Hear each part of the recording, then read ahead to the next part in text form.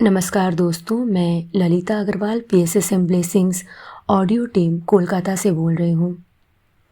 पिछले ऑडियो में हमने जाना कि मंदिर का क्या महत्व है और यह हमें अपने जीवन में कैसे समृद्ध करता है। ऑडियो नंबर 172 में हम इस घटना को आगे बढ़ाते हैं।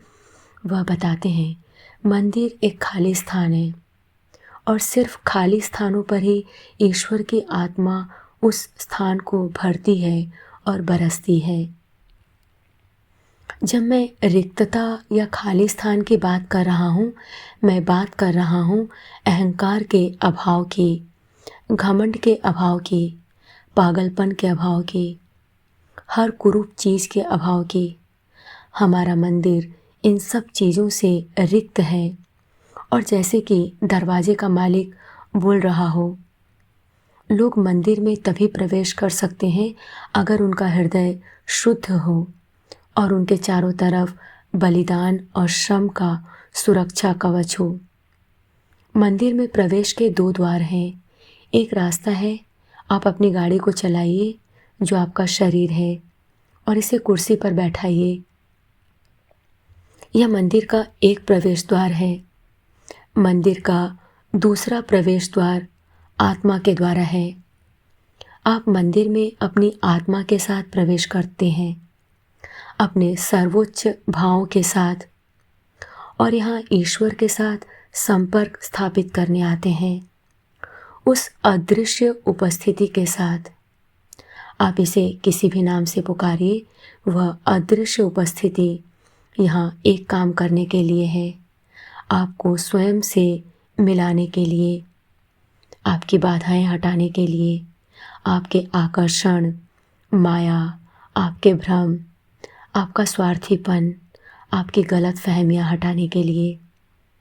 आपकी आत्मा प्रकाशित हो, इसके लिए, आपका रास्ता साफ करने के लिए। जब आप मंदिर में होते हैं तो आपको कल्पना करना चाहिए कि आप प्रकाश के रेडियो एक्टिव वायुमंडल में प्रवेश कर रहे हैं।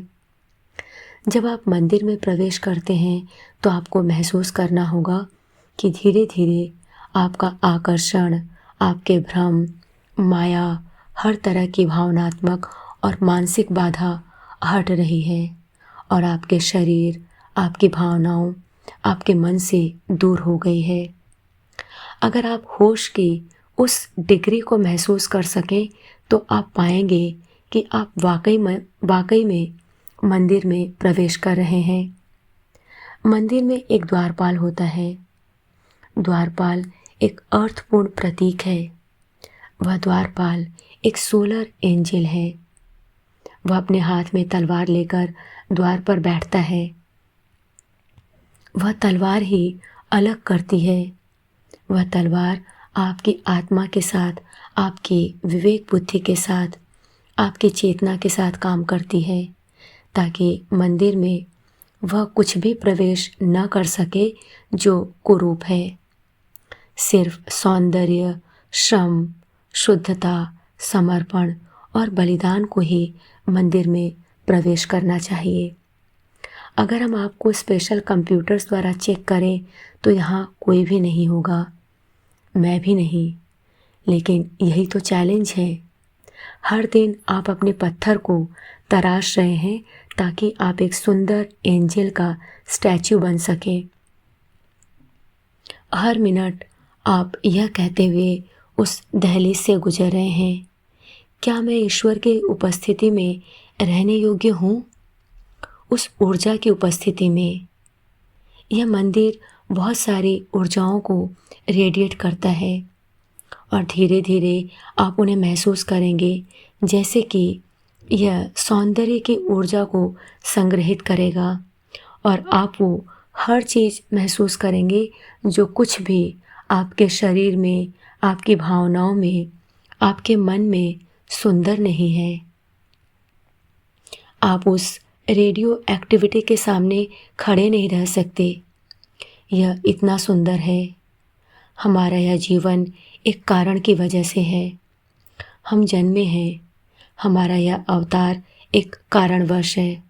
वह कारण क्या है? यह कारण है स्वयं को परफेक्ट बनाना, क्योंकि स्वर्ग में हमारा पिता परफेक्ट है। यह एक बहुत रहस्यमय शब्द है, लेकिन इसका अर्थ यह है कि हर दिन हम परफेक्शन की तरफ जाने की कोशिश कर रहे हैं। अपनी चट्टान, अपने शरीर में चारों कोनों के नुकीलेपन को तराशते हुए। चट्टान आपका शरीर है, चट्टान आपकी भावनाएं हैं, चट्टान आपका मानसिक शरीर है, चट्टान आपका मानसिक चरित्र है। हर दिन आपको उस चट्टान पर काम करना होगा, हर दिन, ताकि यह चट्टान एक सुंदर परिवर्तित अस्तित्व में बदल जाए। यही जीवन का लक्ष्य है। अगर आप आने वाले पुनर्जन्मों में इस लक्ष्य को प्राप्त नहीं कर लेते तो आप हमेशा किंडरगार्टन में रहेंगे, आप हमेशा कठिनाइयों में रहेंगे। कल मैं टिबेटन मास्टर्स और मास्टर मोरिया की किताबों को पढ़ रहा था। वे बताते हैं कि स्वास्थ्य के लिए सबसे महानतम औषधि है परफेक्ट होना। धीरे धीरे जैसे आप परफेक्ट होते हैं, धीरे धीरे जैसे आपकी कुरूपता सामने आती है, आपके चरित्र के दोष सामने आते हैं, यूनिवर्स का हीलिंग पावर आपके अंदर सर्कुलेट होने लगता है। ऊर्जा के इस सर्कुलेशन में आपका स्वास्थ्य सबसे अच्छा रहता है। इस विश्व में जब आप मंदिरों की संख्या को बढ़ता हुआ देखेंगे, धीरे धीरे आप यह भी देखेंगे कि इस संसार में जेल और अस्पताल कम हो रहे हैं। यह एक सुंदर वास्तविकता है। जब सोवियत यूनियन बनाया गया और यह बहुत शक्तिशाली हो गया, तब इसके साथ ही उन्होंने जो काम किया वह था अभयारण्यों को विध्वंस करना। यह इस बात का सिग्नल था कि निकट भविष्य में यह शासन खत्म हो जाएगा, क्योंकि उन्होंने सभी धर्मों के अभयारण्यों, चर्चों और मंदिरों का विध्वंस किया था। यह एक ऐतिहासिक वास्तविकता है। अगर आप मंदिरों को उनके वास्तविक स्वरूप और वास्तविक सौंदर्य के साथ विकसित होते हुए और इनकी संख्या को बढ़ते हुए देखें इस संसार में, तो आप पाएंगे कि उसी अनुपात में जेल और अस्पतालों की संख्या कम हो रही है। अस्पताल और जेल है क्या? ये वो स्थान है जो आपको आपकी कमजोरियां दिखाती है। जब आप जेल में प्रवेश करते हैं तो आप जानते हैं कि आपने उच्चतम ज्ञान के स्तर के अंदर अपना जीवन नहीं जिया, अपने शिक्षा के स्तर और नियमों के अनुसार अपना जीवन नहीं जिया। मंदिर शिक्षा के लिए है, और इस शिक्षा का क्या अर्थ है?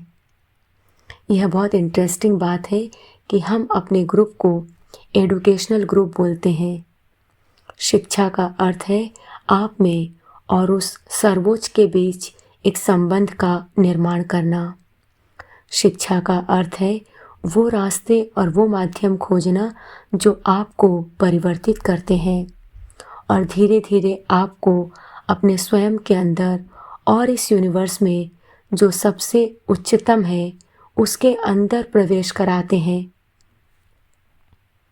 अगर लोग इन नियमों को समझ जाएं तो लोगों को कोर्ट की ज़रूरत नहीं पड़ेगी, उन्हें जेलों की ज़रूरत नहीं पड़ेगी, उन्हें अस्पतालों की ज़रूरत नहीं पड़ेगी।